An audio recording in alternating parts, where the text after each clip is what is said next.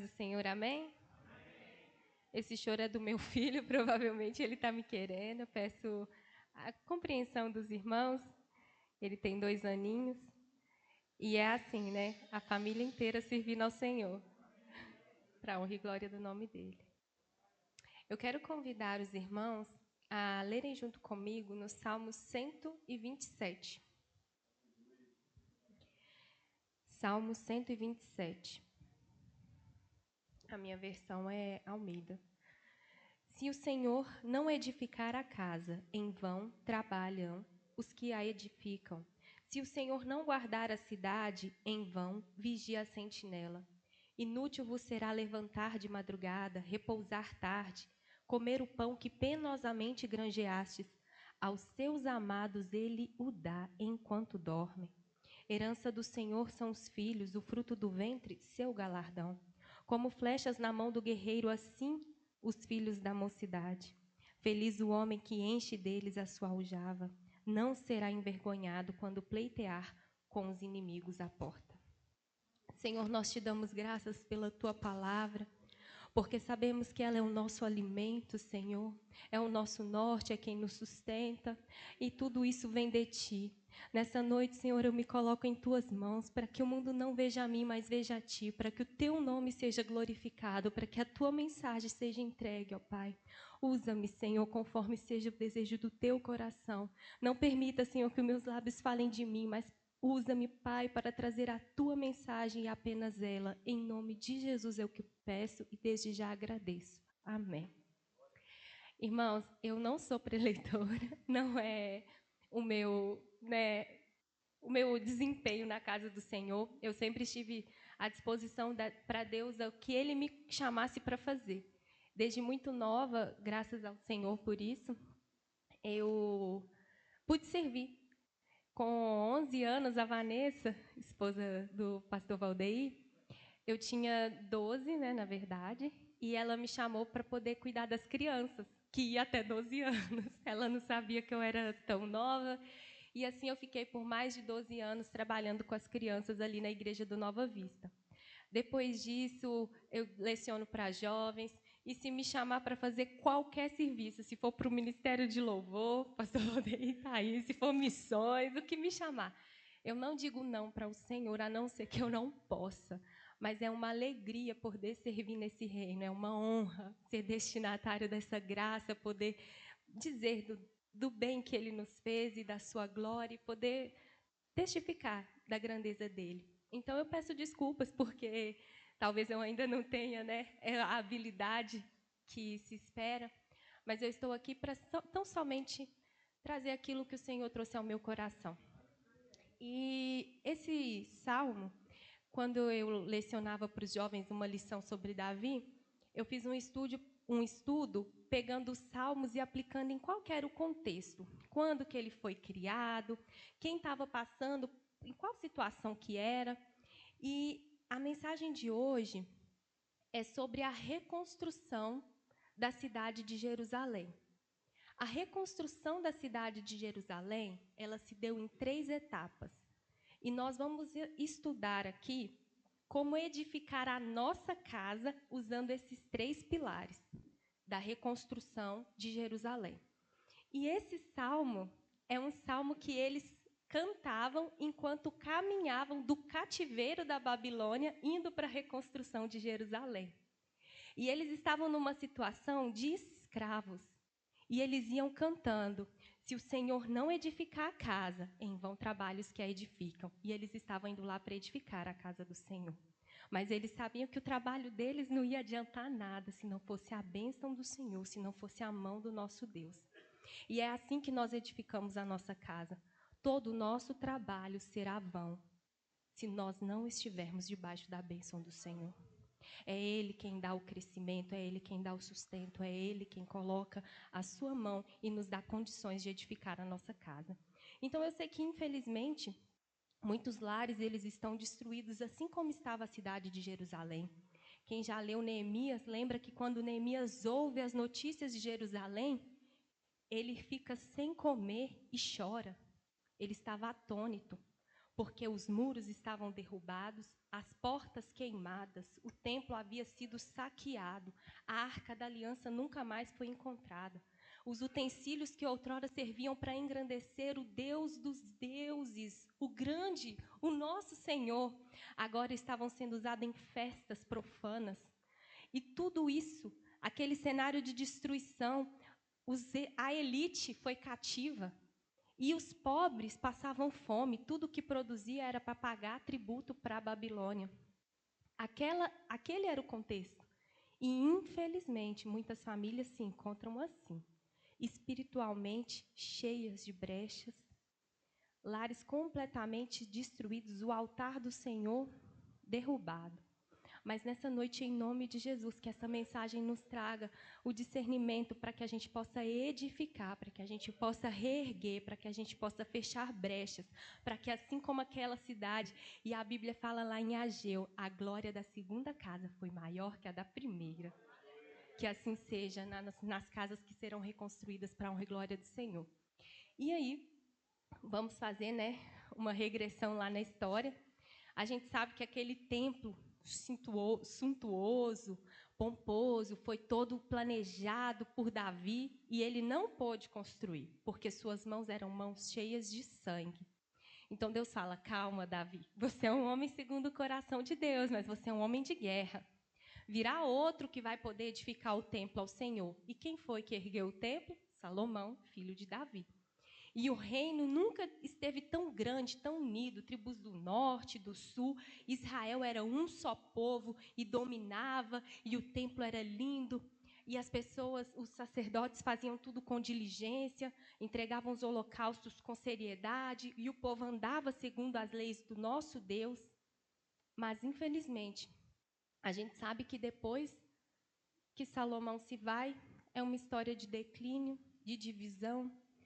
Reino do Sul, Reino do Norte, uns eram bons, outros eram maus, uns tentavam consertar ali, pelo menos, o núcleo de Jerusalém, a tribo de Judá, mas mesmo assim, veio o profeta Jeremias. E eu tive a oportunidade de estudar a história de Jeremias na lição de jovens do trimestre passado, e, meu Deus, e Jeremias chorou.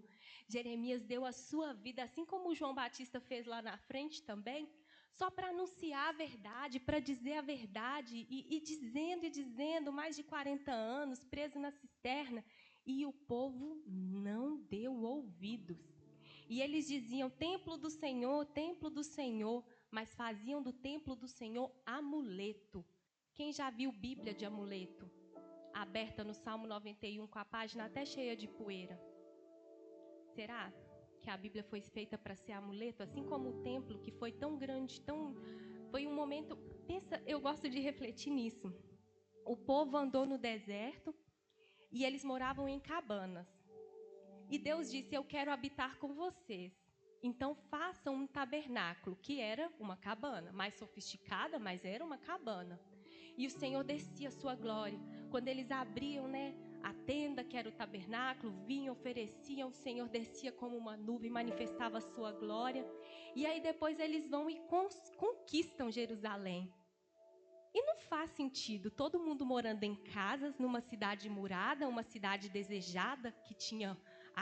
os espias que foram lá nem achavam que eles seriam capazes de possuir aquela cidade. Vocês lembram que eles relataram as coisas maravilhosas que aquela terra produzia? E eles estavam ali, então era justo, era digno que o nosso Deus habitasse em um templo também.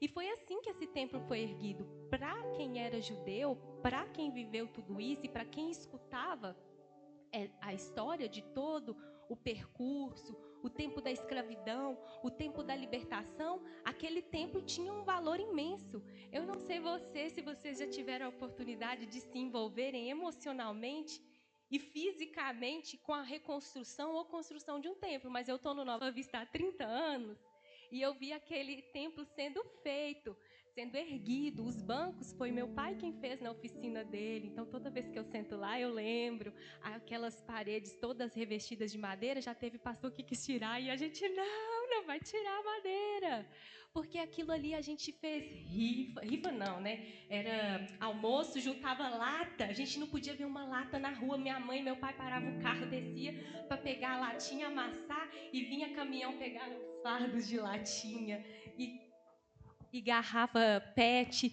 E a gente fez tudo. Thalita, esposa do Diego, tinha em torno aí de 7 aninhos, fechando uma marmitinha para poder a gente vender.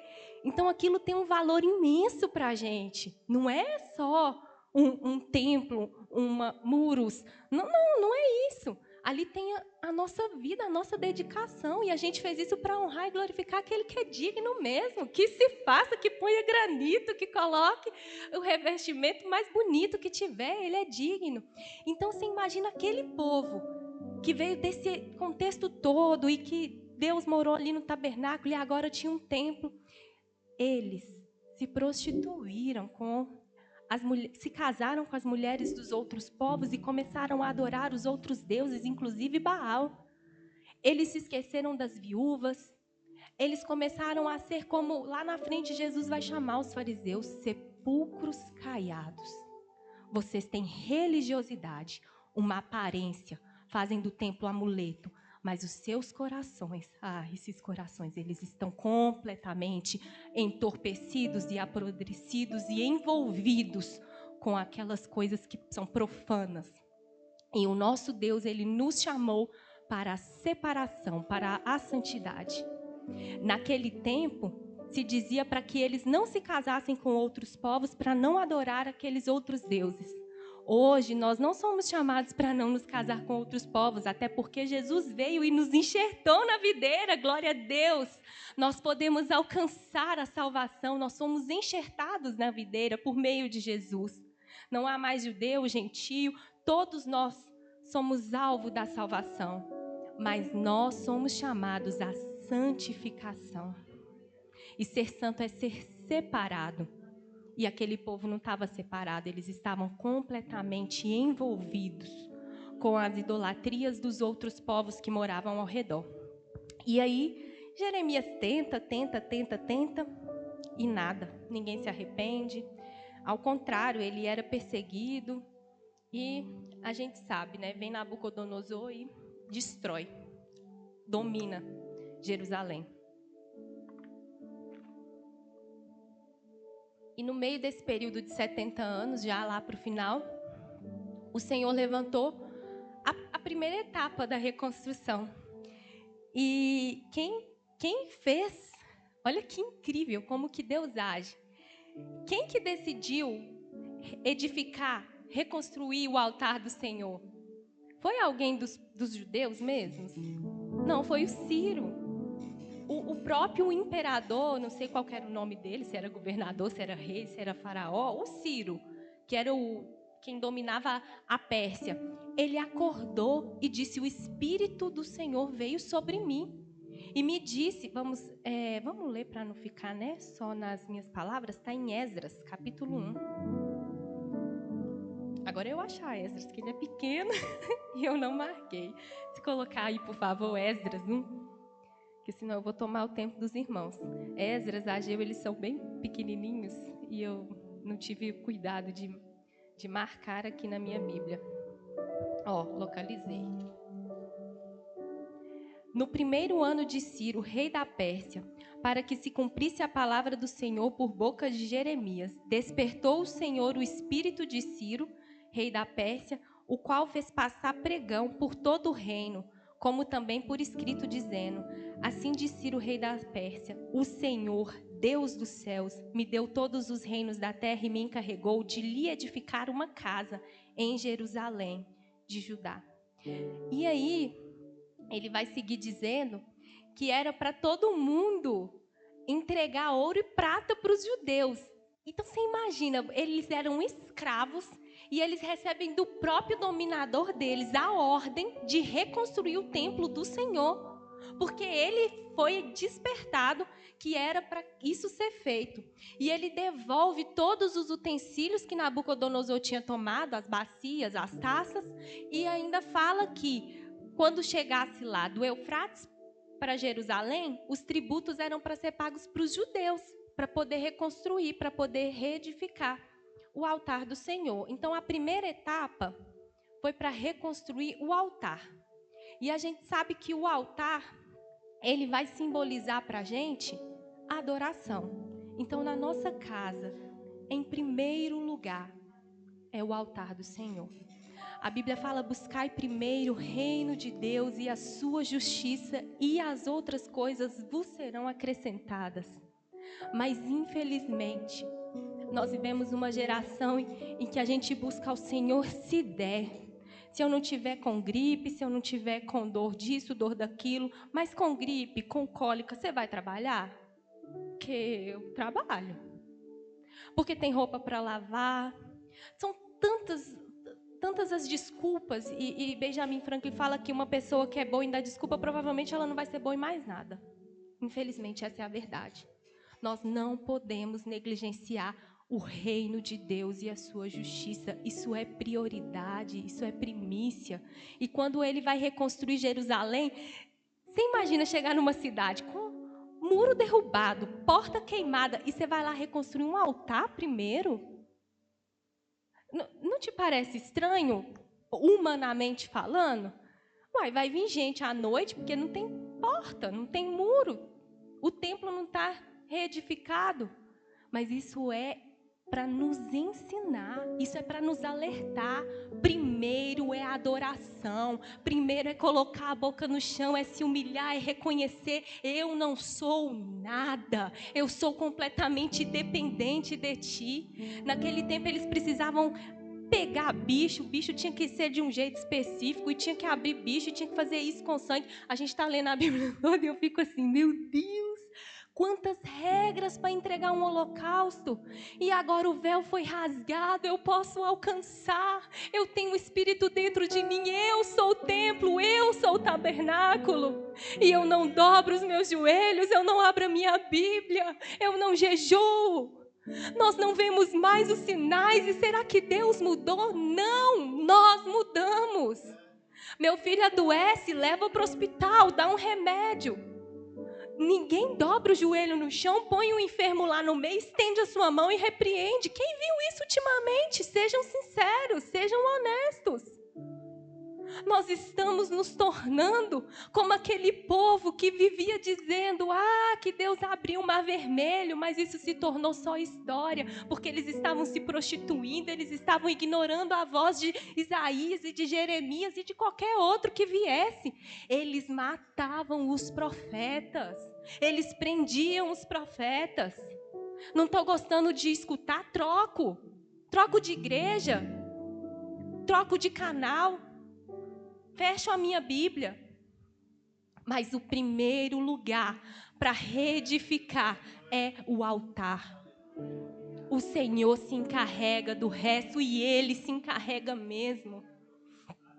E aí vem, e quem vai fazer essa reconstrução do altar é Zorobabel. E Zorobabel, ele é levantado para essa missão. Ele leva cerca de 52 mil homens, porque o Ciro tinha autorizado. Mas ele chega lá, todos os povos que estavam em volta de Jerusalém querem participar. E eles falam: não, nós precisamos ser separados, somente os judeus é que vão reconstruir. Aí esse povo se uniu e começou a atrapalhar. E, infelizmente, eles conseguiram desanimar o povo. Em Esdras, capítulo 4, versículo 4, vai dizer: então, as gentes da terra desanimaram o povo de Judá, inquietando-o no edificar. E aquela obra para. Então Zorobabel vem com 52 mil homens, ouro, prata, e não consegue concluir. Não consegue concluir porque eles ouviram as vozes dos inimigos.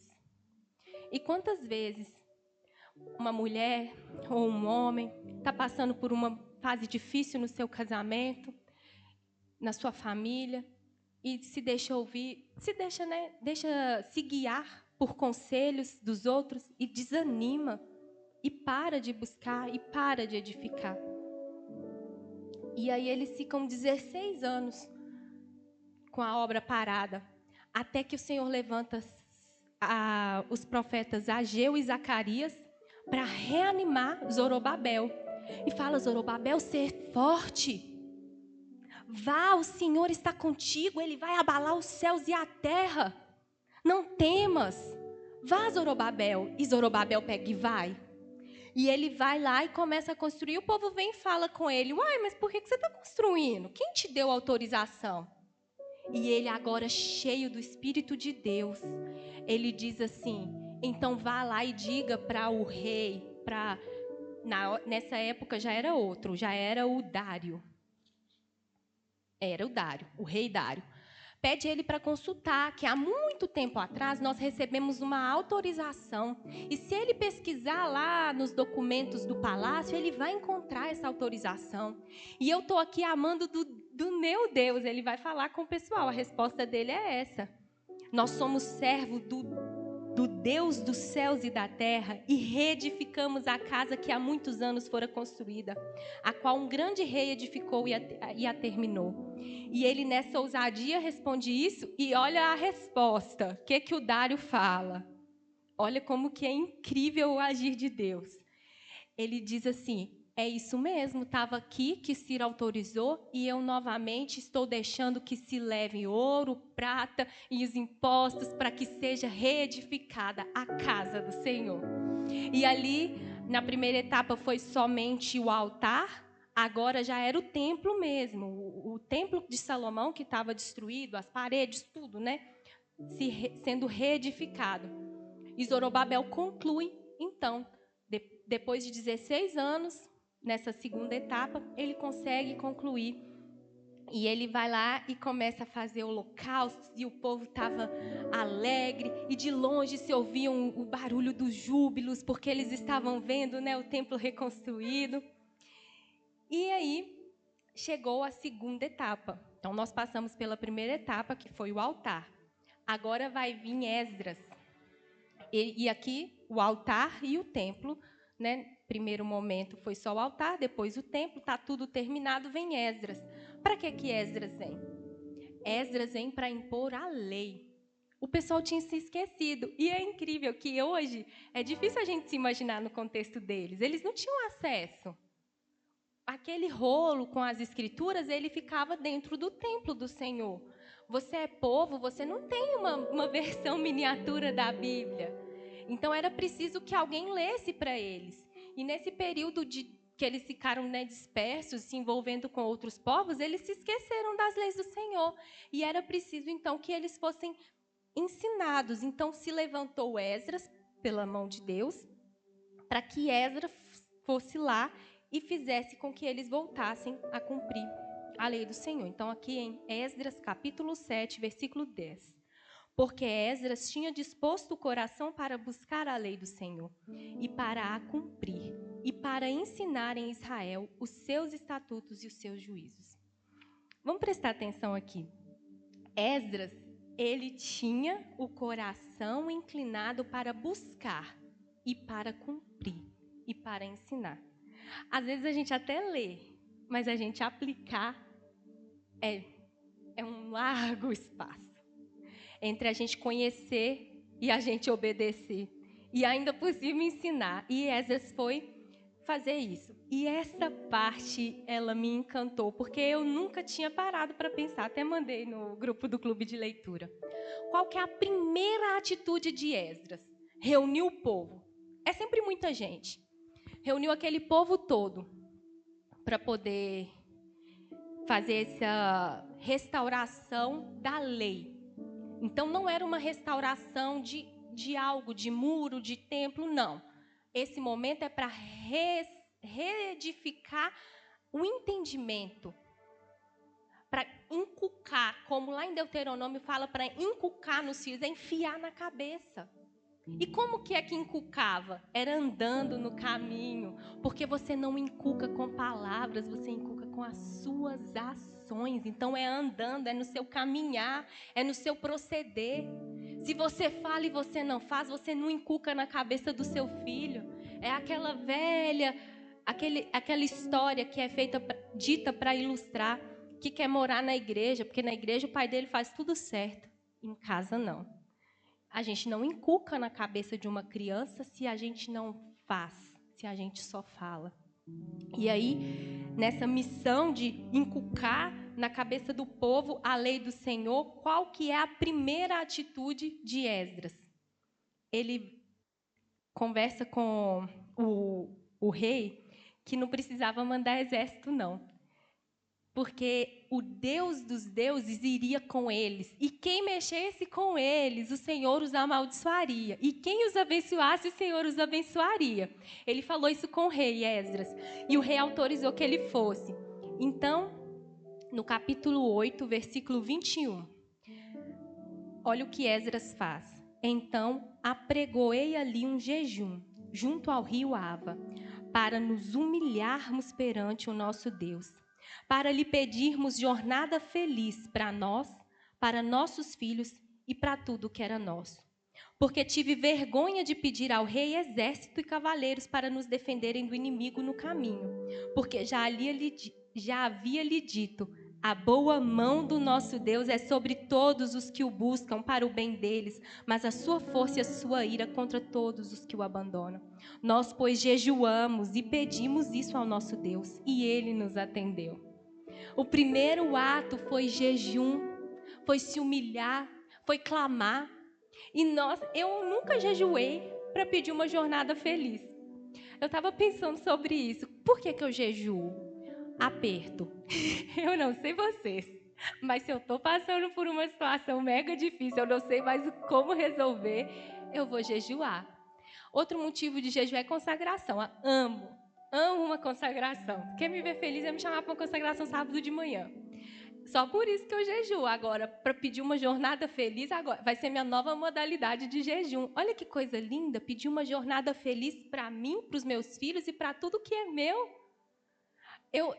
Eu lembro que quando me casei, há quase 13 anos, a gente morou numa casa de aluguel e, infelizmente, eu passei por uma luta espiritual, assim, terrível. E à noite, meu marido pegava serviço, ele saía de casa por volta de 3 da manhã. Quando ele deixava, infelizmente, o inimigo me atormentava. E uma certa vez, que foi a última vez, ele chegou a tocar no cobertor e eu acordei apavorada. E aquilo, eu orava, eu pedia meu tio Dalmi, que é pastor, para orar. E ele fala: resisti ao diabo e ele fugirá de vós. E realmente ele fugiu. E eu pude dormir tranquila e nunca mais eu experimentei isso. E nesses momentos eu jejuava, né? Quem não jejua? Está sendo acordada pelo inimigo. Eu ouvia a voz do meu marido e eu falava: não é o meu marido saiu para trabalhar. Você está repreendido. E quem disse que saía? A voz saía? Não saía. E eu jejuava, e eu orava, e eu clamava, e eu pedia meu tio para orar também. E ele falava: Priscila, não tem o que fazer a não ser resistir. E se nesse momento a gente não está ali firme, é mais fácil você largar, né? Eu não vou ser nada, porque eu estou sendo alvo, estou sendo atacada porque eu estou buscando o Senhor. Não, a gente busca mais, a gente jejua e a gente vê o Senhor trazendo bênção, a gente vê o Senhor trazendo a sua mão e suprindo todas as nossas necessidades em todas as áreas. Mas orar e jejuar pedindo tão somente que o Senhor nos acompanhe, eu achei extraordinário. E mais extraordinário é o que o Senhor vai fazer através da vida de Esdras. Os inimigos se levantavam, faziam ciladas contra eles e eles não prevaleciam. E aí vocês lembram que a gente leu lá em Salmo 127? Em vão vigia o sentinela se o Senhor não guardar a Sião. Quem guarda é o Senhor. Nós podemos ter toda a cautela, nós podemos achar que temos o controle, mas nós não temos. É do Senhor que vem a nossa proteção, é do Senhor que vem a nossa segurança. E aí, Esdras chega e ele descobre que dentro de Israel, eles estavam todos casados com outros povos. E isso era lei do Senhor. Não se casem com outros povos para adorar a outros deuses. É como eu disse, Antigo Testamento Não existia a santificação como existe no Novo Testamento. A forma de separar era seguir os ensinamentos do Senhor e manter aquela cultura. E dentro de Israel, os filhos não estavam mais nem falando o hebraico. Eles estavam falando os outros idiomas e adorando os outros deuses. Eles tinham se misturado. Nós, hoje, vivemos o tempo da graça. Então, a gente não vai se separar, não é por essa questão. É pela santificação. Então, tudo que a gente vê aqui, a gente precisa trazer para dentro da nossa realidade hoje. Nós precisamos nos santificar. Nós precisamos ensinar aos nossos filhos as verdades imutáveis da palavra de Deus. Porque quando eles chegarem nas faculdades ou até mesmo nas escolas, eles serão confrontados a se misturarem com os ensinamentos deste mundo. E se nós não vigiarmos, muitos serão tragados. E é dever nosso, é papel nosso ensinar a lei do Senhor. Porque Deus criou homem e mulher. Deixa o teu pai e a tua mãe e une-se à sua mulher. Nós precisamos ensinar qual que é o papel do homem, qual que é o papel da mulher. E nós precisamos fazer isso desde pequeno, inculcando na cabeça. A Olguinha tá ali, eu não sei se quem me acompanha vê, ela tá sempre com uma saia, porque eu não falo, não é falado, mas é vivido. E o Davi, ele pega um brinquedo, ele fala, esse é o papai, é um grande assim. Aí depois é a mamãe, depois é a Olga, depois é o Davi. Ele sabe o papel dele, ele sabe o papel da irmã dele, ele sabe o papel do pai dele. E a Olga fala, o papai tem que trabalhar, né, mãe? Ele tem que trabalhar. Deus fez ele com ombros largos, ossos mais fortes. Se você regular o hormônio, não vai resolver. Você já viu um homem carregando uma coisa? Vai a mulher carregar. Gente, isso não dá para comparar. Tanto que nos esportes, quando vem um homem para competir com as mulheres, ele era o pior na categoria dele. Chega lá, ele ganha. Não dá para medir a força. Então, ele tem que trabalhar. É sobre os ombros dele que está o peso da casa. E a mulher tem o seu papel, que é fundamental. Inclusive, eu estava estudando, e eu sempre escuto o Hernandes Dias Lopes, né, para poder, quando eu vou ministrar, que foram poucas vezes, como eu disse, e o Hernandes Dias Lopes falou algo que assim, foi muito interessante a observação. Quando numa casa o homem falece primeiro, que é o mais comum, a mulher consegue manter a família toda unida. E quando é a mulher que morre, o que acontece? Dispersa todo mundo. Quem mantém a família ali unida é a mulher.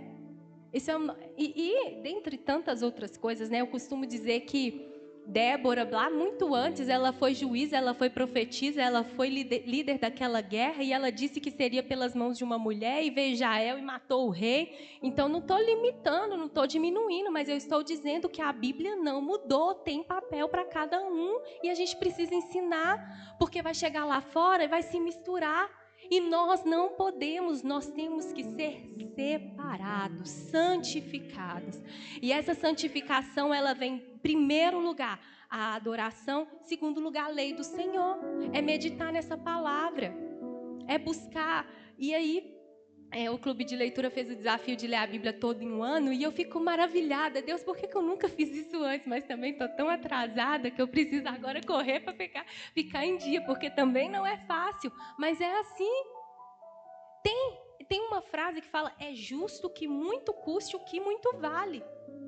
Eu quero experimentar da grandeza do Senhor, dos seus milagres. Eu também tenho que semear com lágrimas, porque é assim que eu vou colher com júbilo. E aí, dando continuidade para a terceira etapa é a de Neemias. E não, só finalizando, e Esdras vai, arranca seus cabelos, ele chora atônito e ele chama o povo e eles decidem então abandonar a prática de casamento com os outros povos, fazem um concerto com o Senhor e ali se conclui então a etapa da reedificação da lei do Senhor. Então, primeiro, reconstrução do altar e do templo, segundo, da lei do Senhor, e agora, em terceiro lugar, vem Neemias. Vocês já tiveram EBF aqui da reconstrução do muro, né? Vocês já tiveram que ler o livro, provavelmente, por causa da gincana. E a história de Neemias é fantástica, é cheia de ensinamentos para a nossa vida, para a nossa casa, para o nosso trabalho. E Neemias é aquele que eu disse, ele escutou, e ele chorou, e ele jejuou, e ele pediu a Deus, e Deus o abençoou. E aí é interessante que quando Neemias vai para reconstruir os muros da cidade e as portas, é sobre o que fala os muros e as portas? Os irmãos se recordam dos estudos da EBF? Os muros todo mundo sabe, né? Segurança, proteção contra os inimigos. E as portas? O que as portas simbolizam dentro do povo, da cultura lá de Jerusalém, do povo daquela época? Justiça. Eram ali que eram feitos os negócios e ali que eram julgadas as pessoas. Porque o pastor Valdeir vai entender bem disso. Uma justiça que se preze, ela tem que ser transparente. Então, que lugar melhor para a gente fazer um negócio quando não existia nada digitalizado, nada escrito? Nas portas da cidade, para que tivesse testemunho das pessoas. Então, quando você ia corrigir um filho rebelde, também era na porta da cidade. E por aí, então, a gente entende que a reconstrução dos muros e das portas vai nos ensinar sobre segurança e sobre justiça. Não tem casa que se edifique com injustiça. Não tem casa que se edifique sem segurança. Se você quer ter uma família feliz, você precisa ser justo, você precisa ser zeloso, você precisa ser amoroso. Justiça não é rigidez, fria, brutalidade, grosseria. Justiça é muito mais sobre igualdade, sobre amor, sobre ensinar, sobre disciplinar, mas com justiça. O próprio termo nos remete a algo justo, a algo bom. Então, se a gente quer ter uma casa edificada, a gente precisa dessa justiça dentro dos nossos lares. Não pode ser aceitável que dentro de um lar cristão o homem agrida a sua mulher. Que justiça que é essa? Que os filhos, né? A Bíblia fala lá que é para o filho honrar o pai, mas que não é para o pai provocar a ira no filho. Então, a gente precisa fechar essas brechas. E muitas dessas brechas estão dentro dos nossos lares, quando a gente deixa o nosso filho ali com o celular. E ali ele está tendo acesso a todo mundo tem acesso àquele celular. Os predadores têm acesso. A cultura que vai ensinar aquilo que vai tirar o seu filho da lei do Senhor está ali naquele celular. Nós não estamos vigiando. Nós precisamos vigiar, nós precisamos fechar as brechas em volta desse muro, trazer segurança para dentro da nossa casa. Às vezes você leva seu filho até a porta da escola, com medo dele atravessar a rua, e você vai e entrega um celular, onde o mundo inteiro tem acesso ao seu filho, e seu filho tem acesso ao mundo inteiro, e você não sabe quem está do outro lado. Então, dentro dessa segurança e dessa justiça, nós precisamos entender que nos nossos lares, a segurança e a justiça também precisa ser prezada. E quando Neemias faz isso, Neemias ele coloca espiões, perdão, para ver o que os inimigos estavam tramando contra eles. E aí, quando eles vinham para atacar, Neemias já estava sabendo muito antes. Então, se você tem um filho adolescente ou pré-adolescente, você precisa saber o que está sendo ensinado para você poder combater.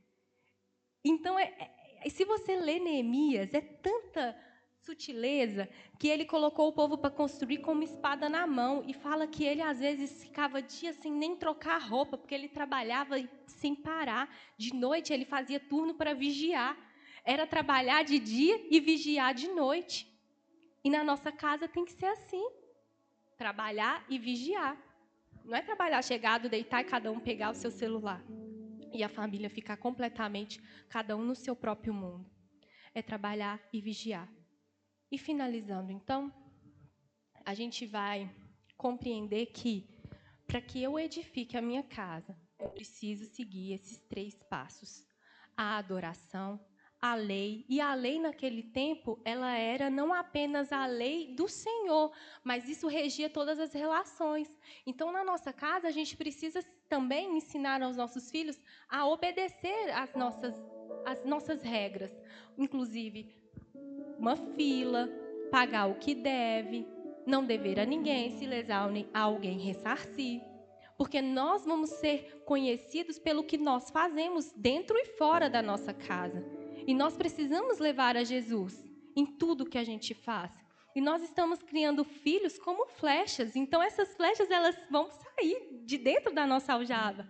Elas vão alcançar o seu alvo. Elas precisam, então, estar instruídas nesses 3 pilares da adoração, da lei do Senhor e da vigilância, da segurança e da justiça. E, para finalizar, eu gostaria de compartilhar com os irmãos um testemunho que, quando eu estava lendo Ageu, no livro de Ageu vai dizer que o pessoal parou aquela obra porque eles estavam empobrecidos. E aí, como que eles iam reconstruir o templo do Senhor com os inimigos falando que não tinha mais jeito? E eles iam buscar os seus recursos e não tinha recurso suficiente. E aí vai Ageu dizer que era o Senhor que estava trazendo juízo sobre eles, porque eles tinham esquecido de entregar a Deus as primícias. Então, lá em Ageu vai dizer que eles plantavam muito e colhiam pouco. E, infelizmente, quando nós esquecemos das primícias, o devorador, o dinheiro não dá, a aprovação vem. E eu não falo isso para que a gente seja materialista e barganhe com Deus, mas primícia tem mais a ver com fé e obediência do que propriamente com recurso. A obra do Senhor, ela não é feita com recurso, ela é feita com fé. Porque lá em Ageu vai dizer que Deus, e ele diz, eu sou o dono do ouro e da prata. E quando ele determinava, até os imperadores davam o ouro e a prata para o povo de Israel. Ele não pode nos dar também? Aos seus amados ele dá enquanto dormem. E, recentemente, o Davi está com 2 anos. Eu trabalhava no serviço público há 8 anos. E quando eu tive o Davi, eu estava com 1 mês o Davi em casa, tinha licença maternidade de 6 meses, eles me dispensaram. E aquilo foi muito inesperado, porque eu estava na licença maternidade ainda. E eu e o Max, a gente se viu assim, preocupados. Quem não preocupa, né? Você perde a sua fonte de renda e está com um bebê no colo. É difícil, porque mesmo que exista creche não cobre o tempo que a gente desloca mais, o tempo de serviço, tem que ter rede de apoio e tudo mais. E aí, essas milhões de questões práticas que a gente passa a perguntar. E eu e o meu marido, nós oramos, nós colocamos nas mãos do Senhor. E ele lembra claramente que eu falei, Max, a gente não tem por que temer. Notícia ruim é doença e morte. Isso é só um dia difícil. O Senhor vai suprir, o Senhor vai prover. Porque nessa noite, antes deles me dispensarem, eu acordei com aquele hino, Deus proverá. E isso não foi em vão. E aí, eu fui convidada para falar lá na igreja, e o Senhor falou sobre a bênção do Senhor, a prosperidade do Senhor. E eu falando aquilo sem saber o meu amanhã, sem saber o que ia vir.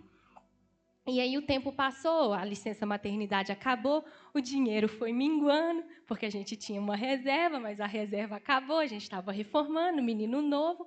Eu e o Max paramos, ele ia ter que passar por uma cirurgia, ia ficar parado, a gente pensou, nossa... A gente parou na cozinha assim, era dia 28 de maio de 2025, e ele falou, vai ser o primeiro mês que o dinheiro não vai dar. A nossa despesa é maior do que o que a gente tem para receber. E aí nós dois falamos, nós vamos orar. E nós oramos, e no outro dia uma menina ligou lá de Portugal, fechou um serviço, fez o Pix, e daí em diante nunca faltou nada. Era quando ia faltar, vinha FGTS aniversário, que ele não sabia. Era quando ia faltar, vinha serviço e caiu em 1 mês. 3 honorários, um de 20 anos, que a gente nem sabia mais que existia o processo, caiu. E assim foi, um após o outro, o Senhor abrindo porta atrás de porta. Max, 17 anos que ele era terceirizado na Fiat, 17 anos. Ele foi efetivado para a honra e glória de Deus. E nada disso, irmão, é para engrandecimento meu e para engrandecimento do meu marido. É para que nós saibamos que essa palavra, ela é viva, ela é eficaz nos nossos dias. Nós é que precisamos nos humilhar, reconhecer, buscar, confiar, dar um passo de fé. Dízimo não se negocia. E o Max falou: Pri, você sempre pagou o dízimo do líquido.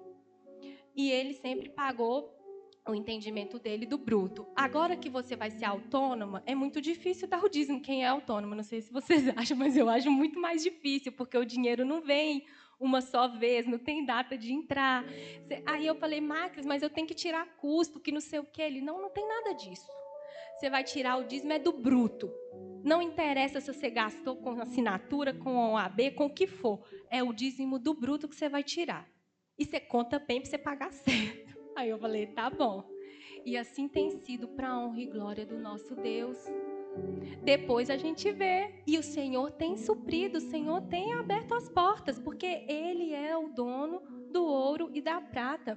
Então, a gente precisa confiar que a palavra de Deus, ela vai nos dizer também que a nossa luta, ela não é contra a carne e o sangue. E nós que somos cristãos, nós não lutamos contra pessoas. A nossa guerra, ela é espiritual. Então, se tem algum problema, lança aos pés daquele que pode todas as coisas. Descansa, porque Ele é fiel. Ele é poderoso. E a sua mão, ela não está encolhida, ela está aberta para nos abençoar. E Ele pode suprir todas as nossas necessidades, não apenas as materiais, mas as espirituais, as emocionais. O Senhor, Ele tem poder para curar, Ele tem poder para suprir. A gente precisa aprender a confiar e a nos colocar nesse lugar de dependência do Senhor. Então, é essa a mensagem que eu gostaria de trazer para os irmãos. Eu agradeço a oportunidade e desejo que o Senhor possa nos impulsionar a buscá-lo, porque até o desejo de adorar vem dele. Então, que ele encontre em nós corações dispostos para que a gente possa viver e resplandecer a glória dele nos nossos dias.